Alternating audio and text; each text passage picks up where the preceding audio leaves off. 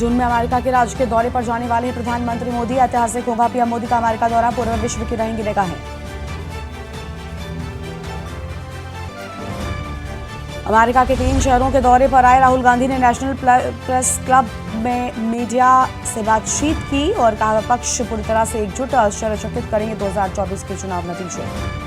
पत्रकारों से सवाल के जवाब में राहुल गांधी ने मुस्लिम लीग को बताया धर्मनिरपेक्ष पार्टी। बीजेपी ने किया पलटवार, कहा मजबूर हैं कांग्रेस नेता राहुल गांधी।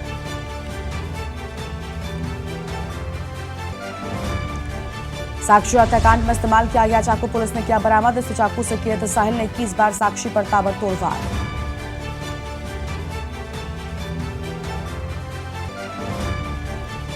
भारतीय जूनियर हॉकी टीम ने अपना दबदबा जारी रखते हुए चिर प्रतिद्वंदी पाकिस्तान को रौंदा। 2-1 से हराकर चौथी बार एशिया कप का खिताब जीता। आतंकी संगठनों ने अमरनाथ यात्रा में खलल डालने की साजिश रचने की शुरू। सियालकोट के नजदीक 30 से 40% आतंकियों को किया गया तैयार। आप देख रहे हैं के न्यूज, खबरों का सारथी। नमस्कार, आप देख रहे हैं के न्यूज इंडिया और मैं हूं आपके साथ गरिमा वाजपेयी। लखनऊ से खबर है जहां पर 370 उत्कृष्ट ग्राम पंचायतों को सीएम पुरस्कृत करेंगे। सीएम योगी उत्कृष्ट ग्राम पंचायतों को पुरस्कृत करेंगे और सीएम पंचायत प्रोत्साहन पुरस्कार के तहत कार्यक्रम 3145 ग्राम पंचायत सचिवों को दिए जाएंगे लैपटॉप। यूपी मातृभूमि योजना का शुभारंभ करेंगे सीएम योगी। इंदिरा गांधी प्रतिष्ठान में सुबह 11 बजे होगा कार्यक्रम।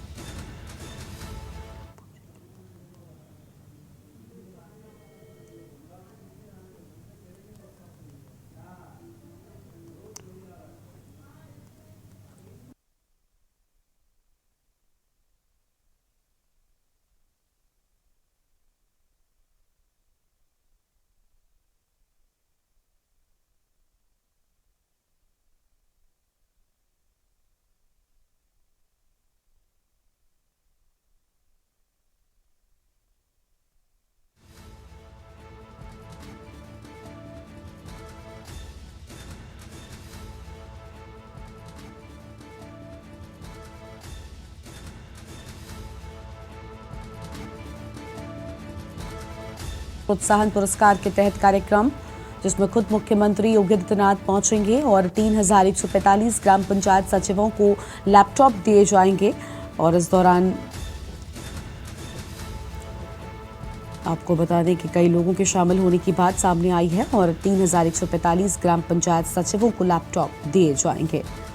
तो यह अहम खबर। और यूपी मातृभूमि योजना का शुभारंभ करेंगे सीएम योगी आदित्यनाथ और इंदिरा गांधी प्रतिष्ठान में सुबह 11 बजे कार्यक्रम होगा। तो इंदिरा गांधी प्रतिष्ठान में सुबह 11 बजे कार्यक्रम होगा। लखनऊ से खबर 370 उत्कृष्ट ग्राम पंचायतों को सीएम पुरस्कृत करेंगे और सीएम योगी उत्कृष्ट ग्राम पंचायतों को पुरस्कृत करेंगे। फिलहाल ये अहम जानकारी आपको हम बता रहे हैं जहां सीएम पंचायत प्रोत्साहन पुरस्कार के तहत कार्यक्रम और 3145 ग्राम पंचायत सचिवों को दिए जाएंगे लैपटॉप। और प्रवेश शर्मा हमारे साथ जुड़ चुके। प्रवेश, मुख्यमंत्री योगी आदित्यनाथ आज ग्राम पंचायतों को लैपटॉप सौंपेंगे और साथ ही साथ कई लोगों को सम्मानित भी करेंगे खास कार्यक्रम में, क्या जानकारी है आपके पास? प्रवेश, अनम्यूट करें, उसके बाद अपनी बात पूरी करें। बिल्कुल, मैं आपको बता दूं कि मुख्यमंत्री योगी आदित्यनाथ जो है इस कार्यक्रम में शिरकत करेंगे और उसके बाद वो वहां पर मौजूद छात्रों को लैपटॉप बांटकर उनकी प्रोत्साहन करेंगे और उनको जो है उनको कहीं ना कहीं जो है दिशा निर्देश देंगे, उनको आगे बढ़ने के लिए जो है प्रोत्साहन करेंगे। और सबसे बड़ी बात मैं बता दूं कि जो छात्रों को लैपटॉप मिलेगा उनको पहले से ही वहां पर जो है उपस्थित होने का भी अनुमान है। जी बिल्कुल, लेकिन कार्यक्रम को लेकर क्या जिन लोगों को सम्मानित किया जाना है इनमें उत्साह है, क्योंकि खुद मुख्यमंत्री के हाथों इन्हें सम्मानित किया जाना है? जी जी जी बिल्कुल, थोड़ा सवाल रिपीट करेंगे। प्रवेश, जिन लोगों को आज के कार्यक्रम में सम्मान मिलना है खुद मुख्यमंत्री उन्हें सम्मानित करेंगे, ऐसे में क्या इन लोगों में उत्साह देखने को मिल रहा है? जी बिल्कुल, मैं आपको बता दूं कि ये इस प्रोग्राम की तैयारी पिछले 2-3 दिन से चल रही थी और इसको लेकर जिन जिन लोगों को, जिन छात्रों को मैं कहूँगा लैपटॉप या आदि सामग्री मिलनी है, उनमें काफी उत्साह है। वो काफी दिनों से इस बात का इंतजार कर रहे थे कि खुद ही उत्तर प्रदेश के जो मुखिया है योगी आदित्यनाथ, वो उनको सम्मानित करेंगे और सम्मानित के साथ साथ उनका हौसला अफजाई भी करेंगे और उनको एक लैपटॉप या कोई अन्य सामग्री भी जो इस योजना में रखी गई है वो उनको प्रोत्साहित की जाएगी, उनको दी जाएगी। और उसको लेकर कहीं ना कहीं मैं आपको बता दूं कि वो पिछले 2-3 दिन से जो है यहाँ पर जो है अपनी तैयारियों को लेकर खुशी भी जाहिर कर चुके हैं। जी शुक्रिया आपका प्रवेश। अधिक जानकारी के लिए तो सीएम योगी उत्कृष्ट ग्राम पंचायतों को पुरस्कृत करेंगे, आम खबर आपको हम बता रहे हैं। और आज इस कार्यक्रम को लेकर लोगों में उत्साह भी देखने को मिल रहा है।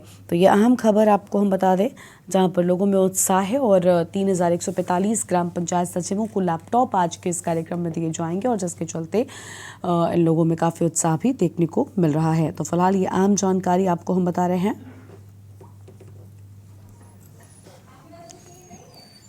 जहां सीएम योगी उत्कृष्ट ग्राम पंचायतों को पुरस्कृत करेंगे और इसके लिए विशेष कार्यक्रम में पहुंचेंगे खुद मुख्यमंत्री योगी आदित्यनाथ।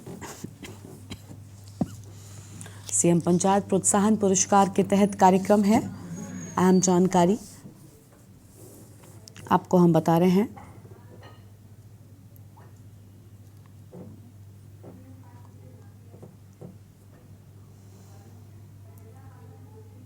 तो फिलहाल ये आम खबर आपको हम बता दें, जहां पर इस खास कार्यक्रम को लेकर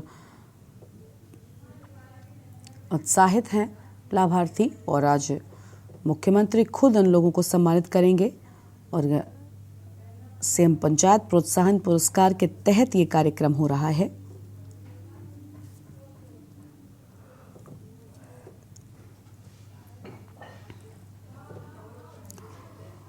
और फिलहाल ये आम जानकारी आपको हम बता रहे हैं, जहां पर 370 उत्कृष्ट ग्राम पंचायतों को सीएम सम्मानित करेंगे।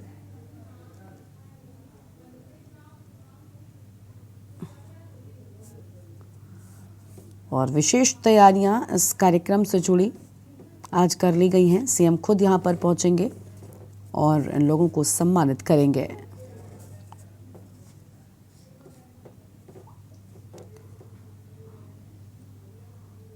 और ये आम जानकारी आपको हम बता दें,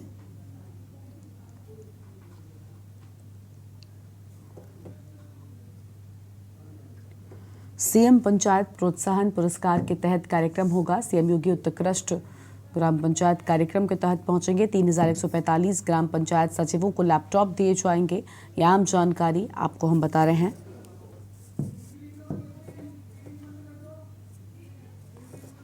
और 3145 ग्राम पंचायत सचिवों को सम्मानित किया जाएगा।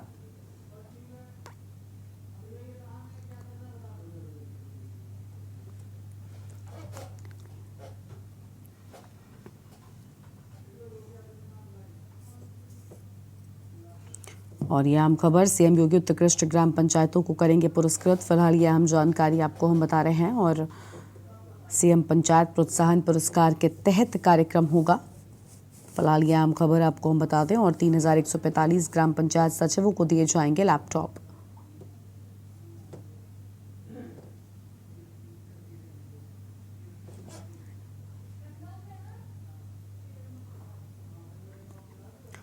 और ये लखनऊ से आपको हम तस्वीरें दिखा रहे हैं, जहां मुख्यमंत्री योगी आदित्यनाथ पहुंचे हुए हैं। और साथ ही आपको बता दें कि डिप्टी सीएम केशव प्रसाद मौर्य भी मौजूद हैं। कृषि मंत्री सूर्य प्रताप शाही भी कार्यक्रम में मौजूद हैं। तस्वीरें आपकी टीवी स्क्रीन पर हैं। डिप्टी सीएम केशव प्रसाद मौर्य भी यहां पर पहुंचे हुए हैं। स्वागत संबोधन के लिए हम आमंत्रित कर रहे हैं श्री मनोज कुमार सिंह जी, अपर मुख्य सचिव पंचायती राज उत्तर प्रदेश शासन।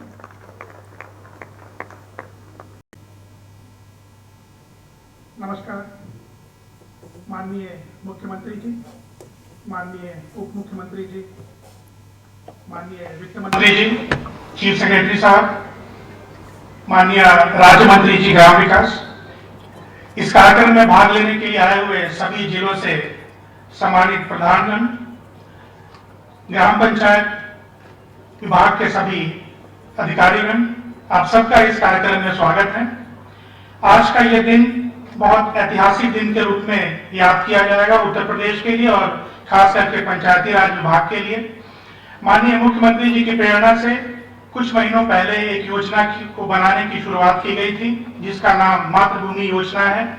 इसमें उत्तर प्रदेश का कोई भी नागरिक, चाहे वो देश के किसी कोने में रह रहा हो या दुनिया के किसी कोने में रह रहा हो, अगर वो अपने गांव में कुछ करना चाहता है तो उसके लिए एक निश्चित सीमा तक अगर वो राशि लगाता है तो फिर सरकार अपनी ओर से पैसा लगाकर और उस योजना को उनकी देखरेख में पूरा कराने का संकल्प ले रही है और ये एक महत्वाकांक्षी योजना सरकार लॉन्च कर रही है। साथियों, माननीय मुख्यमंत्री जी हमेशा डिजिटलाइजेशन और पारदर्शिता पे जोर देते हैं और उसी श्रृंखला में सभी पंचायतों में बहुत ही आधुनिक तरीके से पंचायत घर तैयार किए गए हैं। सभी को कंप्यूटर इंटरनेट कनेक्टिविटी के साथ सुसज्जित किया गया है। सभी जगह पंचायत सहायकों की तैनाती की गई है। ये काम लगभग 30-40 सालों के में नहीं हो पाया था, जो कि पिछले 3 वर्षों में इसको लागू किया गया है। और इसके भी डिजिटलाइजेशन को आगे बढ़ाते हुए जो पंचायत सचिव पंचायतों में काम कर रहे हैं उनको कंप्यूटर लैपटॉप का वितरण किया जाएगा। साथ ही पिछले साल में जो बहुत मेहनत से प्रधानों ने काम किया है उसमें जो लोग चुने गए हैं प्रथम, द्वितीय और तृतीय, अपने कार्य की बदौलत आज वो माननीय मुख्यमंत्री जी के हाथों से पुरस्कृत होंगे। मैं आप सबका इस कार्यक्रम में बहुत तहे दिल से स्वागत करता हूं।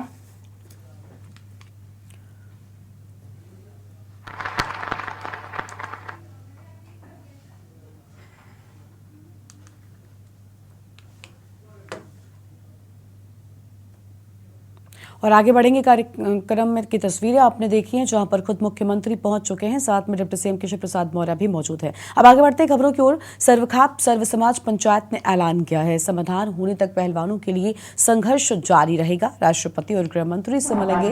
पंचायत ने फैसला किया सुरक्षित। कुरुक्षेत्र में आज महापंचायत। तो ये आम जानकारी आपको बता दें, जहां साफ कर दिया गया है कि समाधान होने तक पहलवानों के लिए संघर्ष जारी रहेगा। तो समाधान होने तक संघर्ष जारी रहने की बात और खापों के प्रतिनिधियों के मौजूद रहने की बात पंचायत ने अपना फैसला सुरक्षित किया है। फिलहाल ये आम जानकारी आपको बता दें जहां पर पंचायत ने अपना फैसला सुरक्षित किया।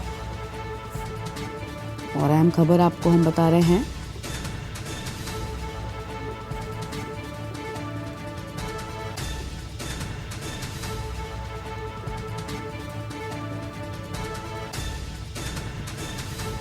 तो कुरुक्षेत्र में महापंचायत आज, अहम खबर आपको हम बता दें जहां पर महापंचायत सर्वखाप सर्व समाज पंचायत ने ऐलान कर दिया है। और फिलहाल ये आम खबर आपको हम बता रहे हैं जहां खापों के प्रतिनिधि राष्ट्रपति और गृह मंत्री से मिलेंगे।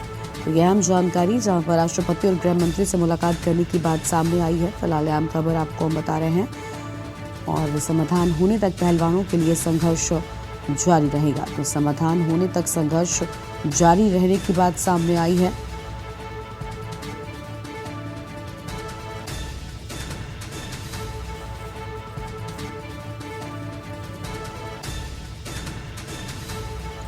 और कुरुक्षेत्र में आज महापंचायत। और ये आम जानकारी आपको हम बता दें जहां पर आज महापंचायत कुरुक्षेत्र में समाधान होने तक पहलवानों के लिए संघर्ष जारी रहेगा, ये भी साफ तौर पर सामने आया है।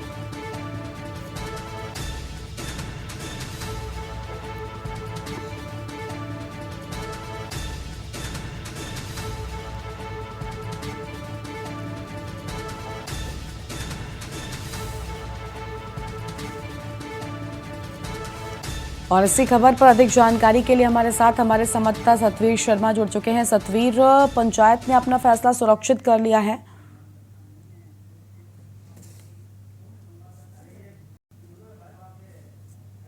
खाप पंचायतों का एक काफी महत्व रहा है और खाप पंचायतें हमें हरियाणा में फैसला लेती रही हैं। आज इसी कड़ी में पहलवानों के साथ में हरियाणा की पंचायतें आई हैं और उन्होंने ऐलान किया है कि वो पहलवानों का साथ देंगी और राष्ट्रपति को और सभी को ज्ञापन सौंपेंगी। और जो खाप पंचायतें हरियाणा में फैसला लेती हैं वही होता है, क्योंकि हरियाणा एक ऐसा प्रदेश और यूपी का कुछ ऐसा हिस्सा है जहाँ पर खाप पंचायतों का बहुत महत्व है और यहाँ पर ज्यादातर किसान रहते हैं। जो हमेशा खाप पंचायतों के साथ जुड़ते हैं और खाप पंचायतों के साथ जुड़े रहने के कारण की जो भी फैसला खाप पंचायत लेती हैं वो बहुत ही महत्वपूर्ण होता है और देश के लिए भी बहुत महत्वपूर्ण होता है। इसी कड़ी में वो पहले राष्ट्रपति से मिलेंगे, प्रधानमंत्री से मिलेंगे, फिर वो आगे कदम उठाएंगे। अभी उन्होंने फैसले को अभी तक आगे आगे अभी राष्ट्रपति से मिलने के बाद आगे की वो योजना बनाएंगे। बिल्कुल, लेकिन सतवीर जी ये भी जानना चाहेंगे कि जब राष्ट्रपति और गृह मंत्री से मिल सकते हैं किसान, तो ऐसे में क्या लगता है इस आंदोलन को और ज्यादा आगे बढ़ता हुआ हम देखेंगे, क्योंकि लगातार खाप पंचायतें हों या फिर किसान हो, ये पहलवानों के समर्थन में अडिग होकर खड़े हो गए हैं।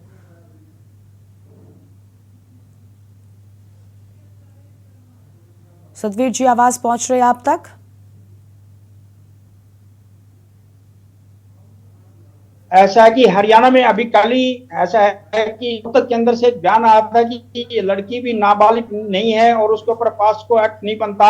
उसके बाद दिल्ली पुलिस ने घोषणा की कि हो सकता है कि इसको क्लीन चिट दी जाए, इसलिए क्लीन चिट के बारे में अब खाप पंचायतों में सरगर्मी हो गई है और खाप पंचायतें एकदम जोर पकड़ गई हैं। उन्होंने कहा कि पहलवानों के साथ अन्याय हो रहा है और इसी कड़ी में आज खाप पंचायतें सामने आए हैं, क्योंकि दिल्ली पुलिस ने अभी तक रिपोर्ट की घोषणा नहीं की है, मगर विश्वास सूत्रों से पता लगा है कि दिल्ली पुलिस आरोपी को अभी क्लीन चिट देने वाली है। बहुत शुक्रिया आपका सतवीर जी अधिक जानकारी के लिए। तो समाधान होने तक पहलवानों के लिए संघर्ष जारी रहेगा, खाप पंचायतों ने बिल्कुल साफ कर दिया है। और अहम खबर आपको बता दें, सर्व खाप सर्व समाज पंचायत ने ऐलान किया, तो यह अहम जानकारी आपको हम बता रहे हैं।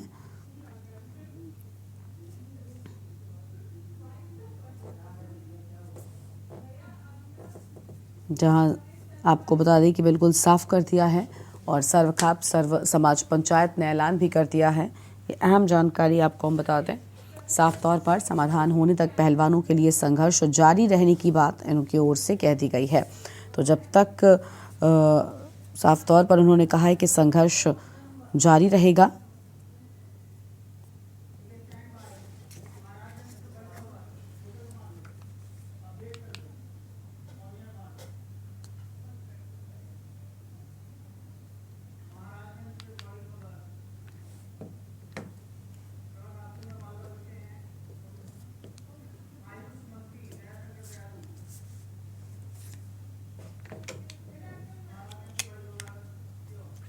और अगली खबर का रुख कर लेते हैं महाराजगंज से। इस बीच एक बड़ी खबर सामने आ रही है। महाराजगंज से बड़ी खबर आपको बताते हैं। सड़क हादसे में बाल बचे आयुष मंत्री दयाशंकर दयालु, और आयुष मंत्री दयाशंकर दयालु की गाड़ी हादसे का शिकार हो गई। लेकिन गनीमत ये रही कि बाल बचे हैं आयुष मंत्री, और बलिया जाते वक्त महाराजगंज के पास गाड़ी का एक्सीडेंट हो गया।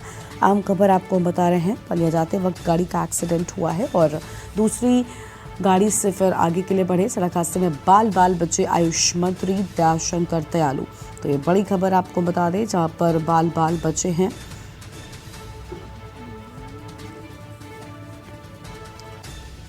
और बलिया जाते वक्त महाराजगंज के पास गाड़ी का एक्सीडेंट हुआ। फिलहाल ये बड़ी खबर आपको हम बता दें।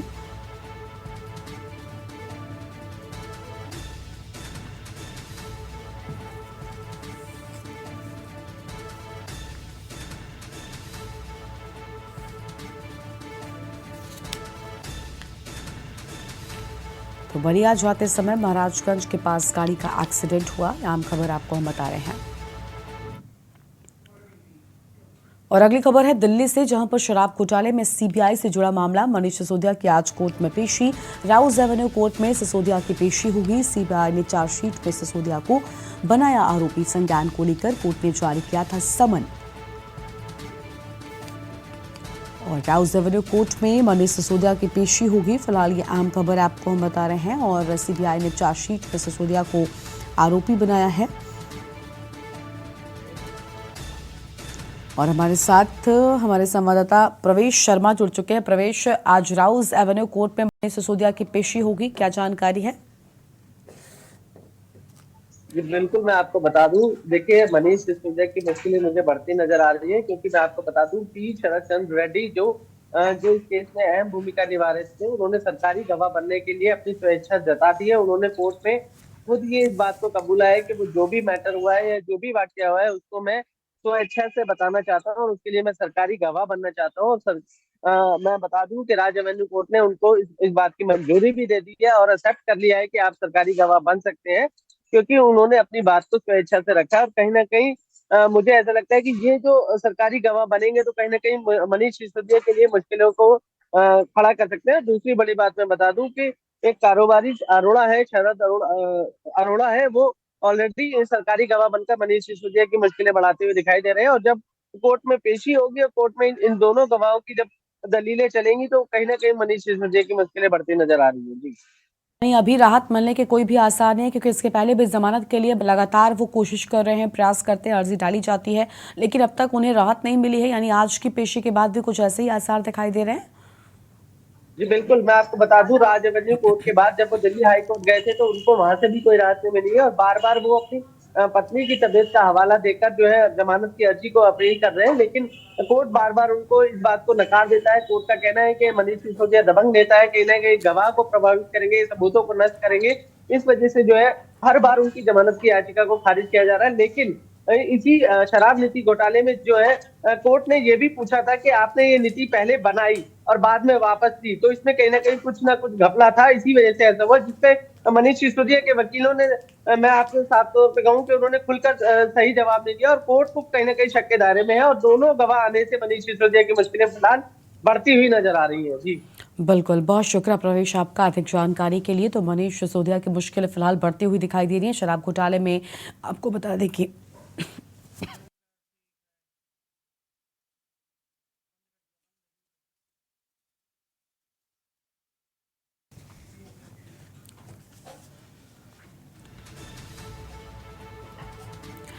मनीष सिसोदिया की आज होगी कोर्ट में पेशी। अहम खबर, राउस रेवेन्यू कोर्ट में आज मनीष सिसोदिया की पेशी होगी और शराब घोटाले में सीबीआई से जुड़ा बड़ा मामला।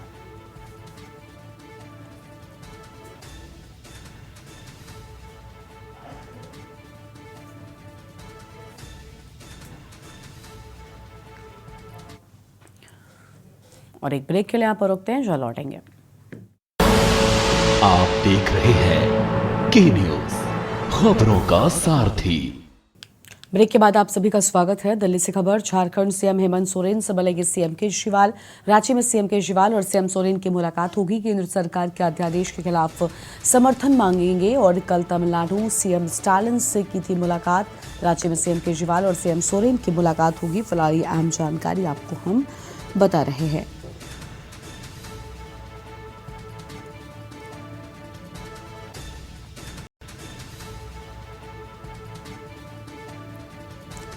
तो यह आम खबर आपको हम बता दें, जहां पर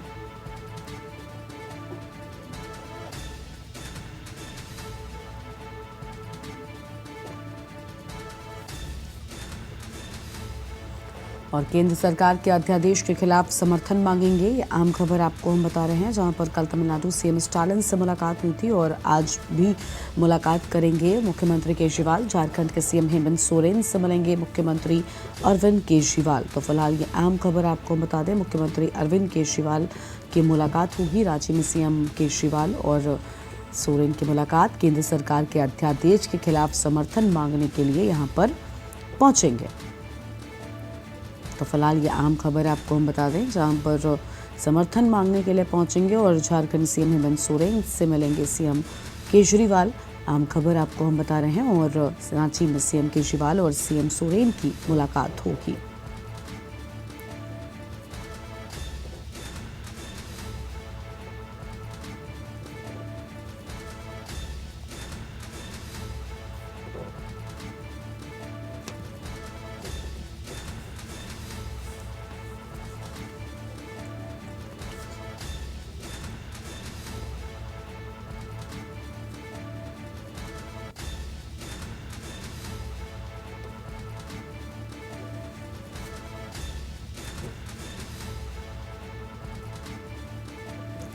और कल तमिलनाडु सीएम स्टालिन से मुलाकात हुई थी। आज झारखंड के सीएम हेमंत सोरेन से मुलाकात करेंगे दिल्ली के मुख्यमंत्री केजरीवाल। फिलहाल ये आम खबर आपको हम बता दें, जहां रांची में सीएम केजरीवाल और सीएम हेमंत सोरेन की मुलाकात।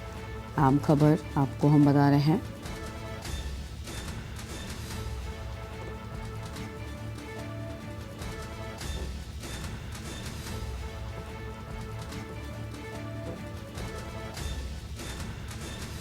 दिल्ली से खबर, झारखंड सीएम हेमंत सोरेन से मिलेंगे दिल्ली के मुख्यमंत्री अरविंद केजरीवाल। रांची में सीएम केजरीवाल और सीएम सोरेन की मुलाकात होगी और केंद्र सरकार के अध्यादेश के खिलाफ समर्थन मांगेंगे।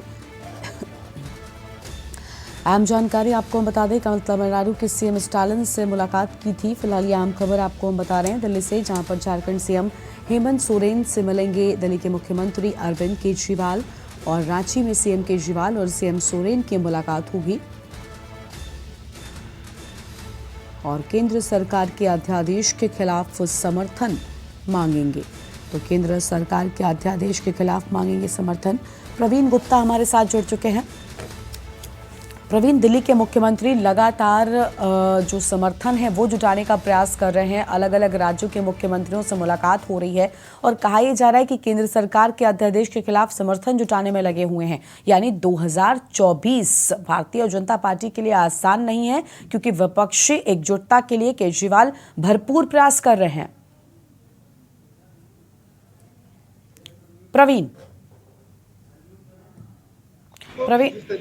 जी, लोकसभा जो चुनाव है वो होने वाले हैं और अभी मैं बता दूं आपको कि जो अरविंद केजरीवाल जी है दिल्ली के सीएम, वो अभी सभी लोगों से, जितने भी राज्यों के मुख्यमंत्री है उनसे मीटिंग करने के लिए गए हैं और आज उनकी मीटिंग झारखंड के साथ है, जो कि अध्यादेश को लेकर की जा रही है और अध्यादेश स्थापित हो, क्योंकि पूरे देश के अंदर लोकसभा के अंदर बीजेपी शासित है और राज्यसभा के अंदर अलग अलग सरकारें मौजूद है।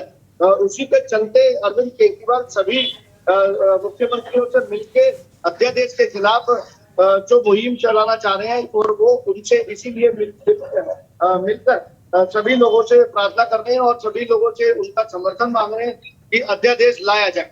जी बिल्कुल, लेकिन क्या लग रहा है कि इस विपक्षी एकजुटता की जो प्रयास मुख्यमंत्री केजरीवाल की ओर से जारी है, ऐसे में जो बाकी के राज्यों में वो जाकर मुख्यमंत्रियों से मुलाकात करते हैं, क्या लगता है कल भी क्योंकि उन्होंने एक मुख्यमंत्री से मुलाकात की और आज भी वो हेमंत सोरेन से मुलाकात करने के लिए जो है तैयार हैं, ऐसे में मुलाकातों के बाद समर्थन कितनों का मिलेगा, ये भी एक अहम बात है। प्रवीण जी मैं बता दूं आपको, जिस तरीके से मुख्यमंत्री अरविंद केजरीवाल ने कांग्रेस का समर्थन मांगा, राहुल गांधी से मुलाकात की, सोनिया गांधी से मुलाकात की और उन्होंने अभी कर्नाटक में जो सीएम जीते हैं उनसे भी मुलाकात की, ये लगा लीजिए खड़गे साहब से भी मुलाकात की और दूसरी पार्टियों से उन्होंने महाराष्ट्र जाकर अभी क्या नाम है उनसे ठाकरे साहब से भी मुलाकात की। तो सिर्फ इनका मकसद इतना है कि जिस तरीके से दिल्ली के सीएम बने हुए हैं, ये उसी तरीके से अध्यादेश ना लाया जाए। अगर अध्यादेश आता है तो इनकी सरकार को खतरा हो सकता है। उस चक्कर में उसी के चलते ये सभी लोगों से मुलाकात कर रहे हैं और अध्यादेश ना आए इसका समर्थन मांगने के लिए सभी लोगों से मुलाकात कर रहे हैं और मुलाकात के साथ साथ ये चाहते हैं कि अध्यादेश ना आते हुए जो बीजेपी सरकार है उसको गिराने का 2024 भरपूर समर्थन केजरीवाल सरकार सभी मुख्यमंत्रियों से मांग रही है और सारी चीजों को देखते हुए ये सभी लोगों से, सभी सीएम से मुलाकात की जा रही है। बिल्कुल, यानी इन मुलाकातों के बाद जो मुश्किलें हैं वो भारतीय जनता पार्टी की बढ़ सकती है। प्रवीण, क्या लगता है कि एक तरफ भारतीय जनता पार्टी अपने चुनाव की तैयारियों में है, वो अभी से चुनावी मोड में नजर आ रही है, दूसरी ओर विपक्षों ने भी इस बार मोर्चा संभाल रखा है पूरी तरीके से, मुख्यमंत्री केजरीवाल हों या अलग अलग राज्यों के जो उनके विपक्षी हैं वो भी तैयारी कर रहे हैं। ऐसे में 24 में जो चुनाव होगा ये बहुत ज्यादा जो है रोमांचित करने वाला होगा, क्योंकि दोनों ही ओर से टक्कर इस बार मजबूत होगी। जी मैं बता दूं आपको, दोनों ही ओर से नहीं, तीनों ही ओर से टक्कर मजबूत होगी, क्योंकि कर्नाटक में कांग्रेस ने अपना सिक्का जमा लिया है, आम आदमी पार्टी दिल्ली का पीछा छोड़ने के लिए राजी नहीं है, बीजेपी सरकार लोकसभा बीजेपी जो सरकार है वो केंद्र छोड़ने के लिए तैयार नहीं है और सभी पार्टियां जोरों शोरों से अपना जो समर्थन है, अपना जो ताकत है वो तीनों 2024 के चुनाव के लिए लगा रही है। तो ये कहना बड़ा ही मुश्किल हो पाएगा, क्योंकि आने वाला जो 2024 का चुनाव है उसमें तीन पार्टियों की और 3 से ज्यादा पार्टियां भी टकराती हुई आपस में सिर्फ एक सरकार को गिराने के लिए नजर आएंगी, क्योंकि बीजेपी सरकार केंद्र में है और जिस तरीके से बीजेपी का शासन दिल्ली के अंदर और जगहों के अंदर चल रहा है। तो सभी पार्टियां एकजुट होकर सिर्फ और सिर्फ बीजेपी सरकार को गिराने की कोशिश के चक्कर में सभी एक दूसरे का समर्थन मान रहे हैं और उसी के साथ साथ समर्थन 2024 के चुनाव की तैयारी भी कर रहे हैं। बिल्कुल, बहुत शुक्रिया आपका प्रवीण, अधिक जानकारी के लिए। तो ये आम खबर आपको हम बता दें दिल्ली से, जहां पर झारखंड सीएम हेमंत सोरेन से मुलाकात करेंगे दिल्ली के मुख्यमंत्री अरविंद केजरीवाल।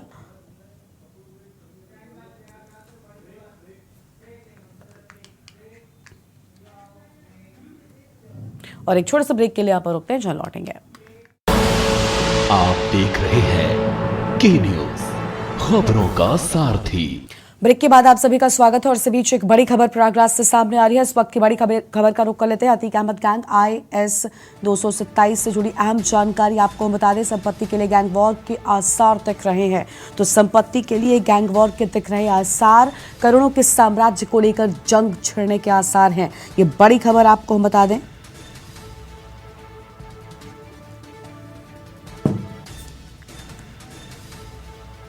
और जेल में बंद अतीक के गुर्गे अपने गुर्गों को सक्रिय कर रहे हैं।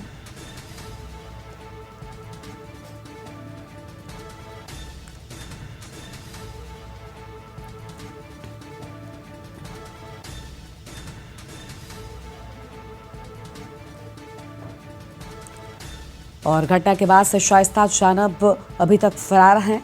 प्रयागराज से खबर, अतीक अहमद गैंग IS 227 पर दो फाड़ नजर आ रही है और गैंग वॉर होने की बात सामने आ रही है। संपत्ति के लिए गैंग वॉर के आसार दिख रहे हैं। तो संपत्ति के लिए गैंग वॉर के आसार दिख रहे हैं और करोड़ों के साम्राज्य को लेकर जंग छिड़ने के आसार नजर आ रहे हैं।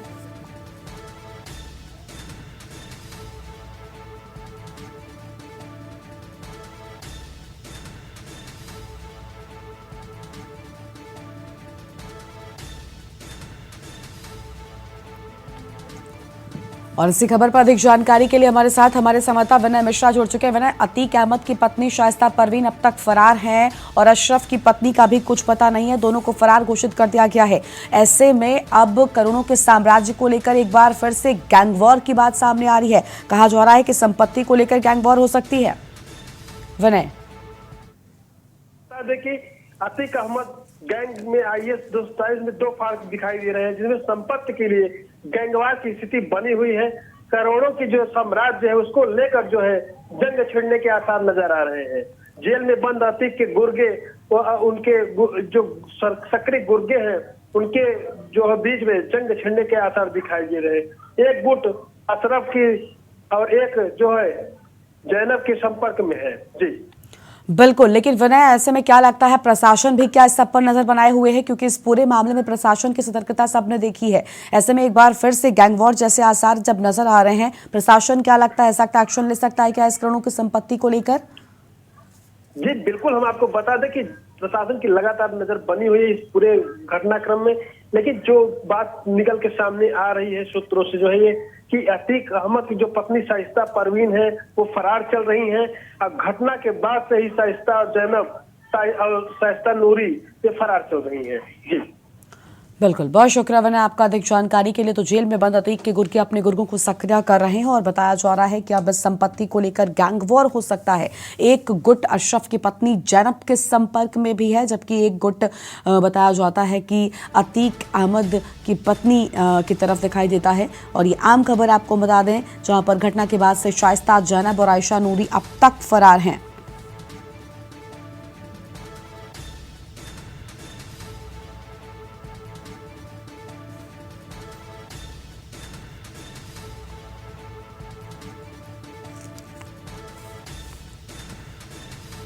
और करोड़ों के साम्राज्य को लेकर जंग छिड़ने के आसार, यह आम खबर आपको हम बता दें। और जेल में बंद अतीक के गुर्गे अपने गुर्गों को सक्रिय कर रहे हैं। आम जानकारी आपको हम बता रहे हैं। जेल में बंद अतीक के गुर्गे अपने गुर्गों को कर रहे हैं सक्रिय और एक गुट अशरफ की पत्नी जैनब के संपर्क में है।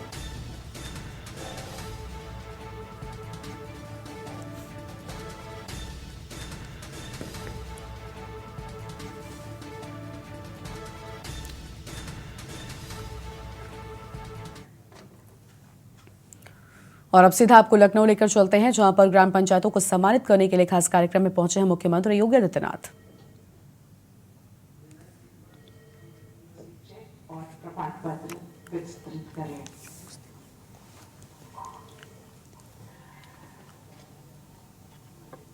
श्रीमती सबिया परवीन, जोरदार तालियां। मुरादनगर गाजियाबाद, शिवीर सिंह, सुरजन नगर, एचोड़ा कम्बोह, संभल,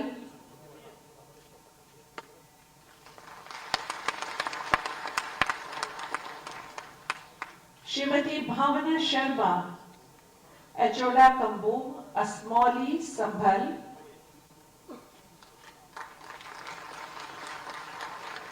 श्री अभिषेक चहर, सलेमाबाद, अकोला, आगरा,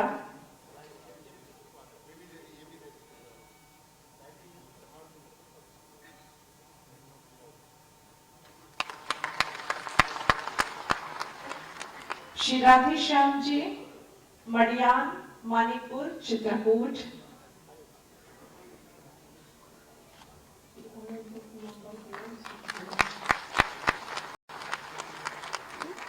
श्रीमती गीता देवी, बरौली, असोहा, उन्नाव,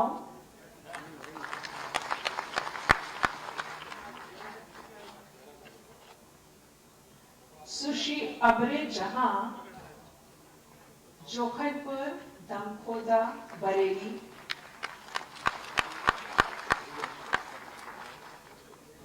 श्री अशोक कुमार, ढकवारा, मऊ रानीपुर, झांसी, श्रीमती पूजा चौधरी, ढोला माजरा, नकुल, सहारनपुर, श्री अनिल कुमार गुप्ता, भटपुरा, रसूलपुर, सिदौली, शाहजहांपुर,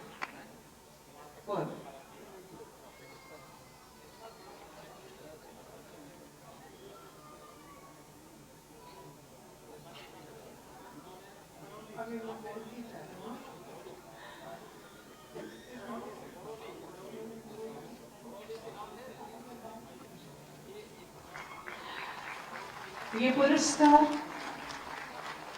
यहाँ पर बैठे ऑडिटोरियम में उन सभी के लिए एक उदाहरण है कि हम बेहतर कार्य करें और अगले साल इसी मंच पर हम पुरस्कार ग्रहण करें।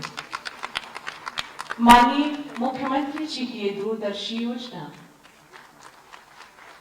एक स्वस्थ प्रतियोगिता के माध्यम से समाज का विकास, गांव का विकास,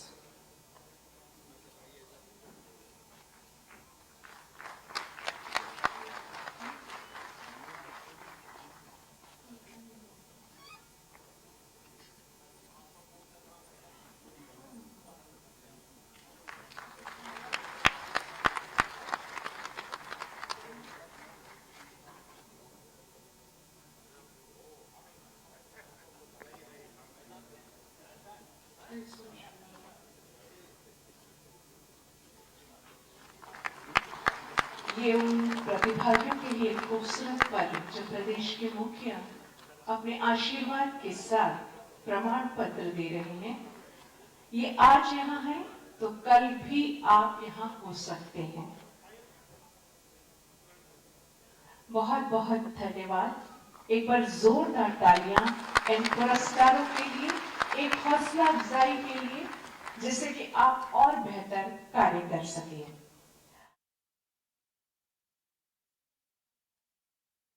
में मुख्यमंत्री योगी आदित्यनाथ पहुंचे हैं और यहां पर उन्होंने सभी को सम्मानित भी किया है। उनके साथ में डिप्टी सीएम केशव प्रसाद मौर्य भी मौजूद रहे। आगे बढ़ेंगे खबरों की ओर। लखनऊ से खबर, जहां पर डिप्टी सीएम केशव प्रसाद मौर्य ने ट्वीट किया है, देश के विरुद्ध प्रलाप कर रहे राहुल गांधी क्या अगला चुनाव अमेरिका में लड़ेंगे? लोकतंत्र को परिवार तंत्र समझ रहा है गांधी परिवार। प्रधानमंत्री मोदी जी के विरोध की हदें पार की गई। विदेश में आरोप अक्षम्य अपराध, भारत द्रोह है। ये बड़ी बातें उन्होंने लिखी हैं। लोकतंत्र को परिवार तंत्र समझ रहा है गांधी परिवार। ये आम खबर आपको हम बता दें, जहां पर ये सारी बड़ी बातें ट्वीट में डिप्टी सीएम केशव प्रसाद मौर्य ने लिखी हैं। तो ये बड़ी खबर आपको हम बता दें, जहां लोकतंत्र को परिवार तंत्र समझ रहा है गांधी परिवार। ये बड़ी बातें उनकी ओर से लिखी गई। प्रधानमंत्री मोदी ने जी के विरोध की सारी हदें पार हुई। विदेश में आरोप अक्षम्य अपराध और भारत द्रोह है। तो ये बड़ी बातें यहाँ पर ट्वीट में लिखी हैं। अहम खबर आपको हम बता रहे हैं, जहाँ पर लखनऊ से खबर।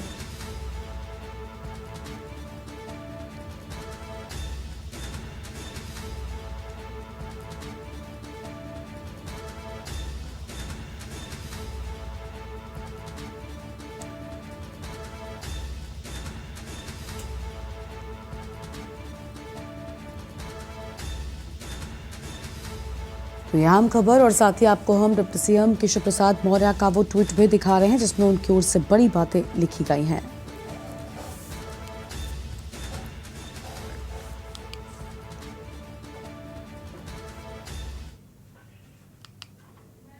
और कानपुर से खबर है, जहां पर ड्योढ़ी घाट में पीएसी का जवान गंगा में डूबा है। सूचना मिलने पर मौके पर पहुंची है महाराजपुर पुलिस। महाराजपुर थाना क्षेत्र के ड्योढ़ी घाट का ये पूरा मामला है। ड्योढ़ी घाट पर ट्रेनिंग के दौरान पीएसी जवान गंगा में डूबा। 37वीं वाहिनी पीएसी के जवानों का हो रहा था प्रशिक्षण में 5 जवानों में से 4 को सकुशल निकाला गया है और 1 जवान की गोताखोर की टीम लगातार तलाश कर रही है। पुलिस प्रशासन महाराजपुर मौके पर मौजूद है। फिलहाल ये आम जानकारी आपको हम बता दें, 37वीं वाहिनी पीएसी के जवानों का यहां पर प्रशिक्षण हो रहा था, लेकिन इस दौरान डूबने की बात सामने आई है। 5 जवानों में से 4 को तो सकुशल निकाल लिया गया है, लेकिन 1 की तलाश अभी तक जारी है।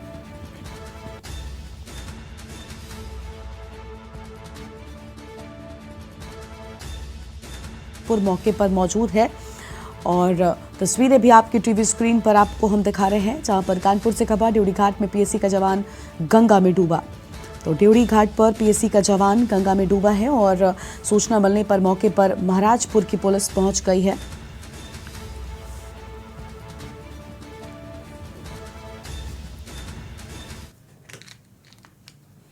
लखनऊ से अगली खबर, यूपी लोक निर्माण विभाग के 200 अभियंता डिमोट होंगे और इलाहाबाद हाईकोर्ट के निर्देश के बाद डिमोशन की कार्रवाई शुरू किए जाने की बात सामने आई है। साल 2008, 2009 और 2010 में हुई डीपीसी निरस्त किए जाने की बात कही गई है और डिमोशन की कार्रवाई को शुरू कर दिया गया है।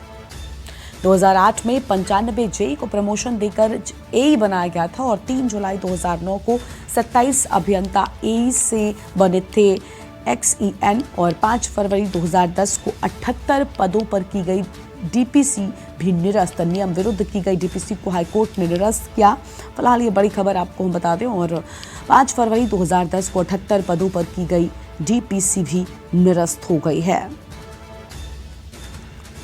तो फिलहाल ये आम जानकारी और नियम विरुद्ध की गई डीपीसी को निरस्त किए जाने की बात सामने आई है। इस वक्त की आम खबर आपको हम बता रहे हैं।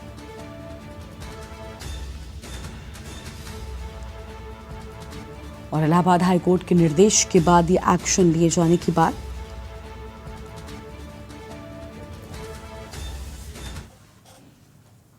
और एक ब्रेक के लिए आप और रुकते हैं, जो लौटेंगे।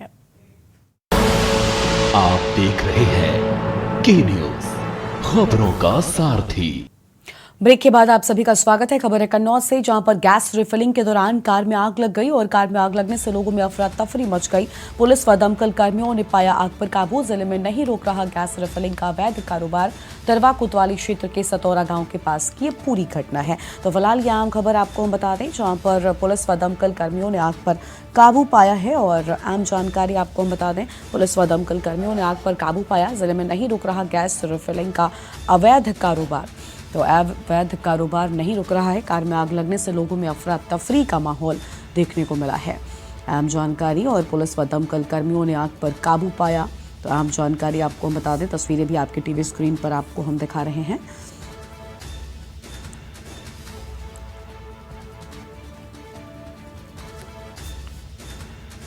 तरवा कोतवाली क्षेत्र के सतौरा गांव के पास की पूरी घटना। गैस रिफिलिंग के दौरान कार में भीषण आग लग गई।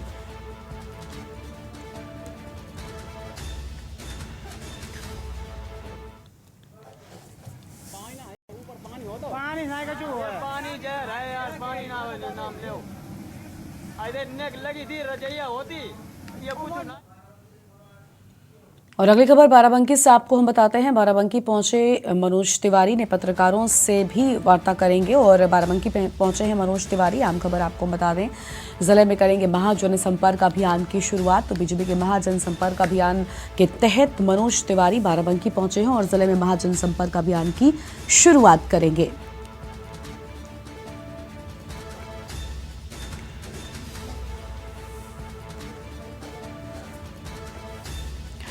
तो सांसद मनोज तिवारी दोपहर 1 बजे प्रेस वार्ता करेंगे।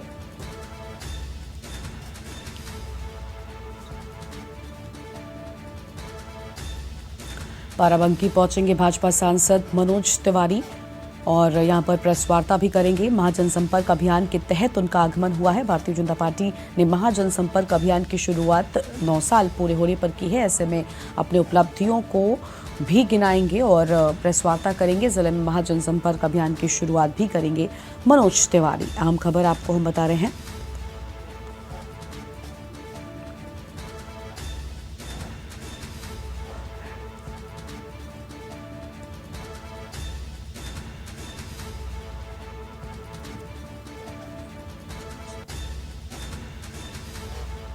और जिला पंचायत सभागार में पत्रकारों से करेंगे प्रेस वार्ता। फिलहाल ये अहम खबर। और हमारे साथ हमारे संवाददाता रजी सिद्दीकी जुड़ चुके हैं। रजी, आज मनोज तिवारी बाराबंकी पहुंचे हुए हैं और बताया जा रहा है महाजनसंपर्क अभियान के तहत भाजपा की अब तक की जो उपलब्धियां हैं वो आम जनता तक पहुंचाएंगे और जनमानस से जुड़ने का प्रयास करेंगे।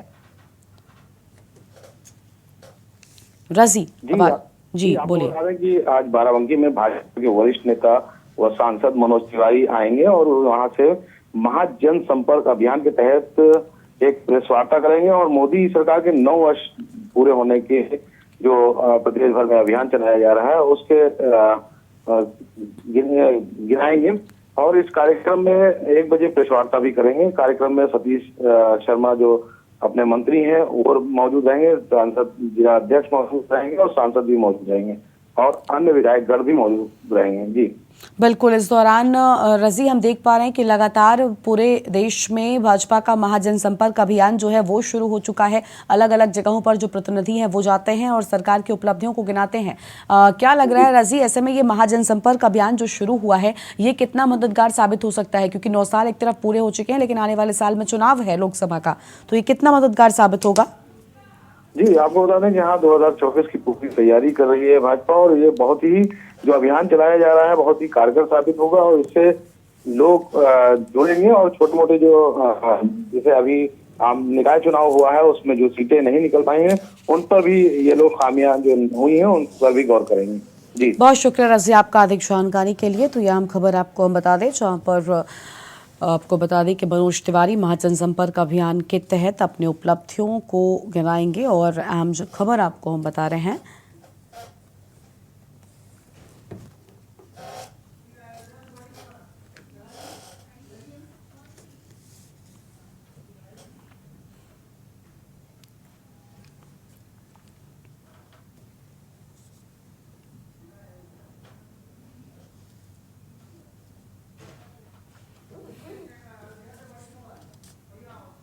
और अगली बड़ी खबर अयोध्या से आपको हम बताते हैं। अयोध्या से अहम जानकारी जहां पर सूत्रों के हवाले से इस वक्त की बड़ी खबर अयोध्या से आपको हम बता दें। और ब्रजभूषण शरण सिंह की रैली को लेकर अहम खबर। रामकथा पार्क में होनी थी ब्रजभूषण की रैली। अयोध्या से बड़ी खबर। फिलहाल रैली को स्थगित किया गया है। 5 जून को होनी थी ब्रजभूषण सिंह की रैली लेकिन अब इसे स्थगित किए जाने की बात सामने आई है।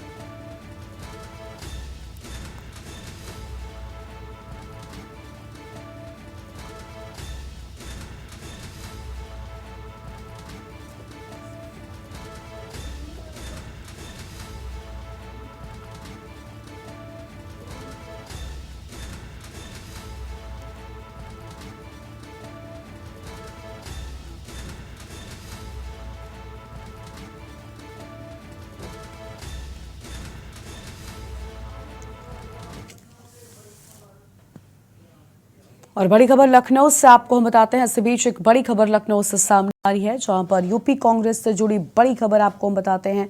लखनऊ से यूपी कांग्रेस से जुड़ी बड़ी खबर।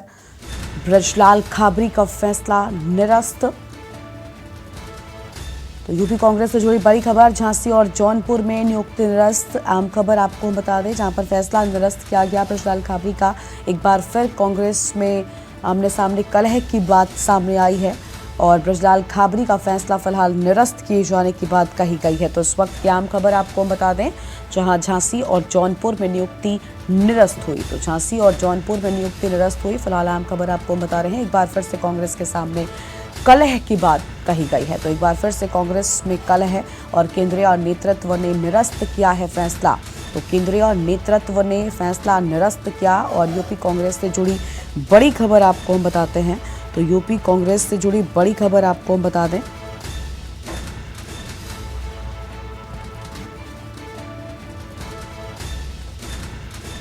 झांसी और जौनपुर में नियुक्ति निरस्त हुई है और एक बार फिर से कांग्रेस में आमने सामने कलह की बात सामने आई है।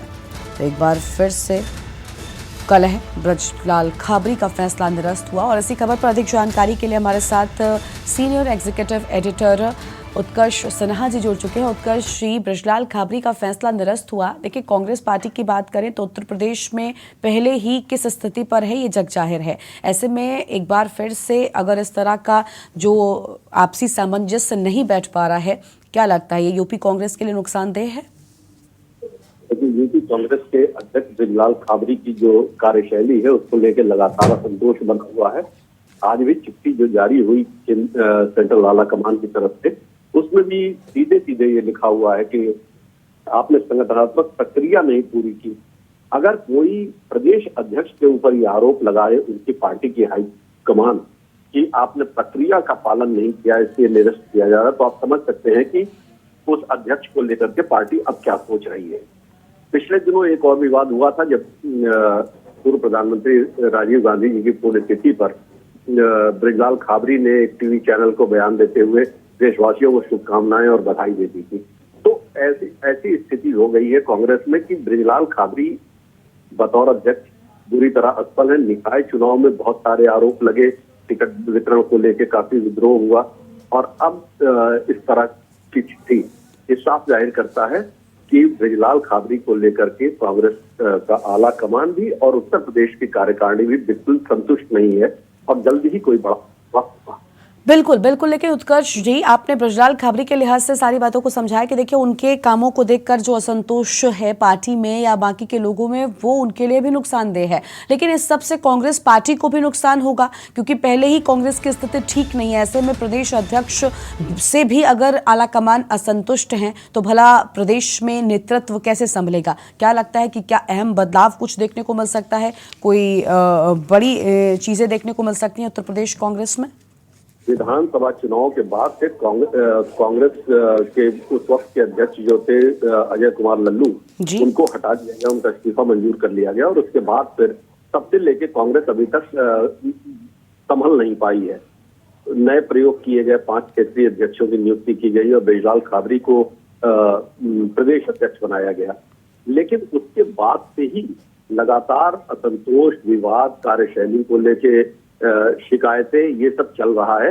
और अब जबकि लोकसभा चुनाव बहुत करीब आ रहे हैं और कांग्रेस पार्टी उत्तर प्रदेश जैसे महत्वपूर्ण राज्य में बिल्कुल शून्य पर पहुंची हुई है, तो ऐसे में पार्टी आला कमान बहुत गंभीरता से विचार कर रहा है और सूत्र बताते हैं कि प्रदेश नेतृत्व को लेके बहुत बड़ा फैसला, पूरी कार्य समिति को लेके एक बहुत बड़ा फैसला बहुत जल्दी आने वाला है।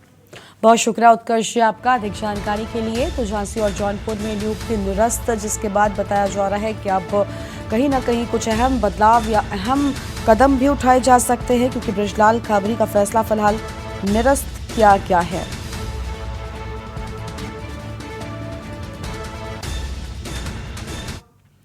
और एक बार फिर से आपको लखनऊ लेकर चलते हैं। कार्यक्रम में पहुंचे मुख्यमंत्री क्या कह रहे हैं, सुनते हैं।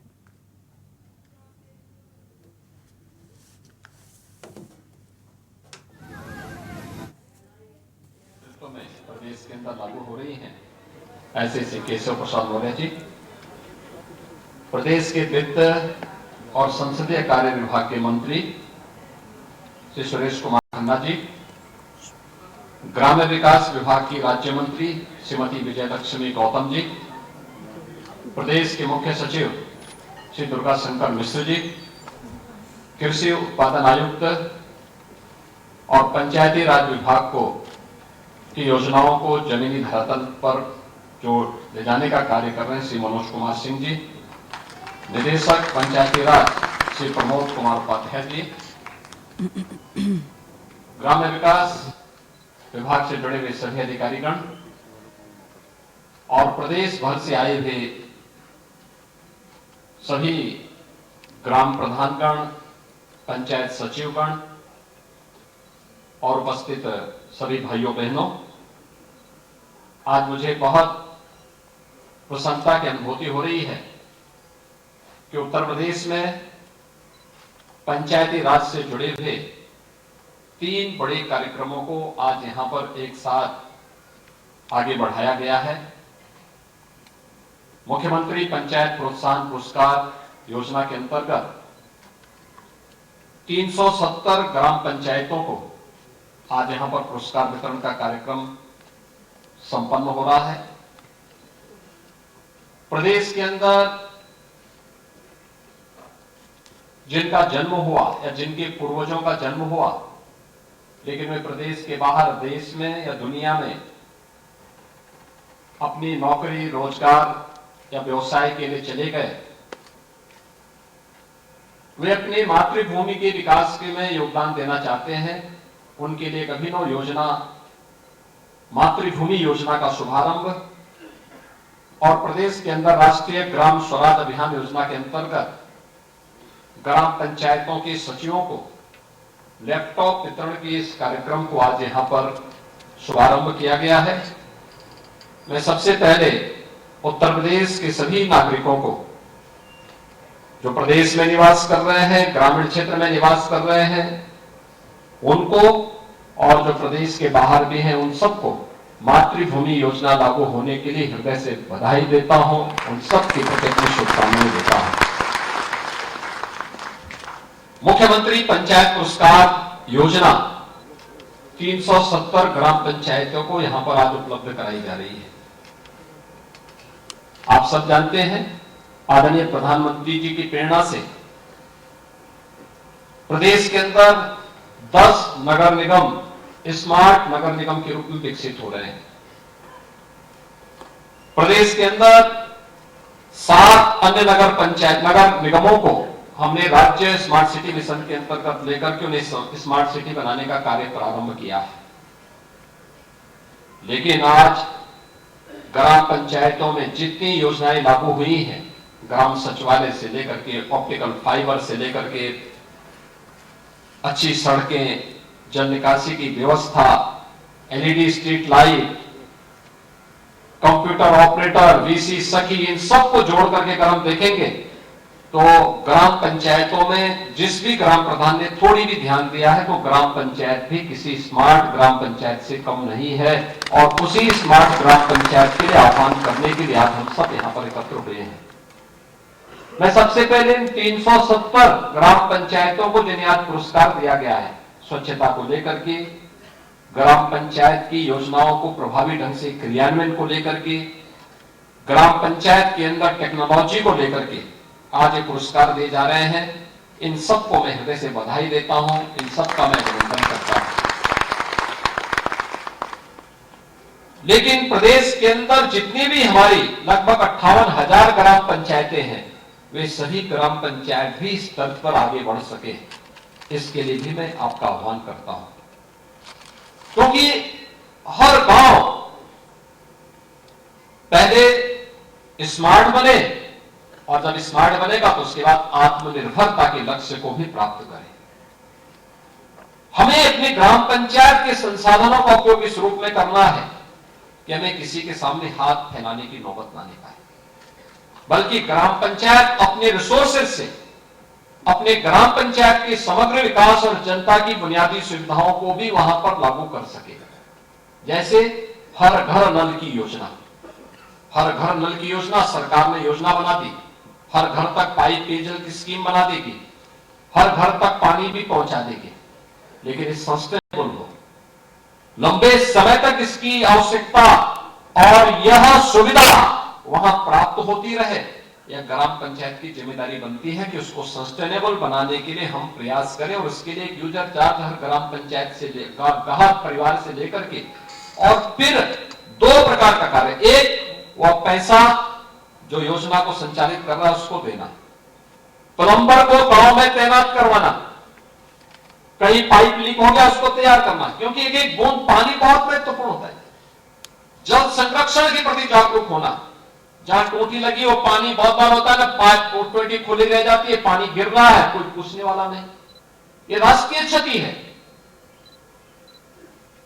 उत्तर प्रदेश इस मामले में बहुत सौभाग्यशाली है कि प्रचुर मात्रा में जल संसाधन हमारे पास है, लेकिन प्रचुर मात्रा में जल संसाधन का मतलब ये नहीं होता है कि हम उसका दुरुपयोग करें, बल्कि उसका संरक्षण करें, क्योंकि शुद्ध पेयजल आधे से अधिक बीमारी का उपचार कर सकती है। जो लोग शुद्ध पेयजल का सेवन करते हैं, या ये हर घर नल की योजना तमाम जल जनित बीमारियों से लोगों को बचाने का एक सशक्त माध्यम भी है।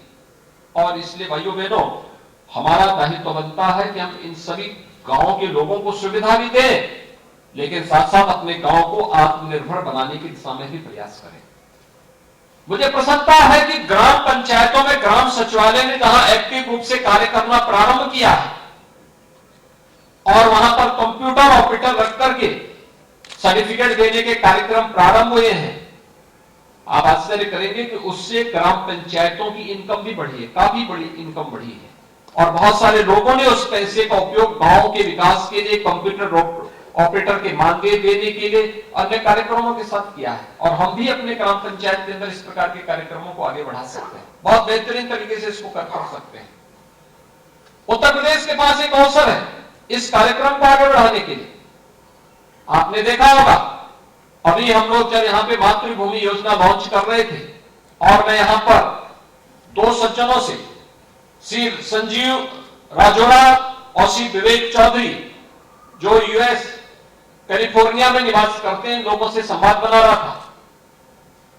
अपनी मातृभूमि के प्रति प्रत्येक के मन में सम्मान का भाव है, श्रद्धा का भाव है, और मुझे लगता है कि हम तो मनुष्य हैं।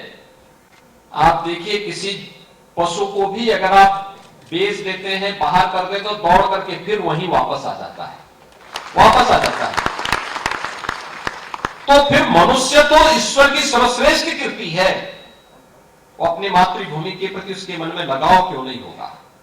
और जिसके मन में लगाव नहीं है, इसका मतलब वह उस पशु से ही बदतर है जो अपनी भूमि के प्रति लगाव रखता है। और हर व्यक्ति सम्मान का भाव रखता है, आवश्यकता उसको जोड़ने की, उसके विश्वास को अर्जित करने की। इससे पहले लोगों को मालूम था कि पैसा भेजेंगे, अभी तक तो प्रदेश सरकार के बजट में बंदरबांट हो रहा है, अब हम भी भेजेंगे, उसमें भी लोग ऐसे बंदरबांट करने लग जाएंगे, इसलिए भेजने का कोई मतलब नहीं होता, कोई प्लेटफॉर्म नहीं था। प्रदेश सरकार ने आदरणीय प्रधानमंत्री जी की प्रेरणा से एक प्लेटफॉर्म उपलब्ध करवाया है। हमने बजट में इस बार 30 करोड़ रुपए की व्यवस्था भी की है, और हम आने वाले समय में इस राशि को और बढ़ोतरी करेंगे, जिससे हर ग्राम पंचायत में, जैसे हमने ग्राम सचिवालय बनाया, मैं भी आपसे कह रहा था ना, यहाँ पे से संजीव राजोरा से बात कर रहा था, ऐसे विवेक चौधरी से बात कर रहा था, तो मैं 2-3 योजनाएं मैंने उनके सामने कही। उनकी रुचि स्वास्थ्य सेवाओं में थी कि गांव में अच्छी स्वास्थ्य सुविधा और डिस्पेंसरी मिले।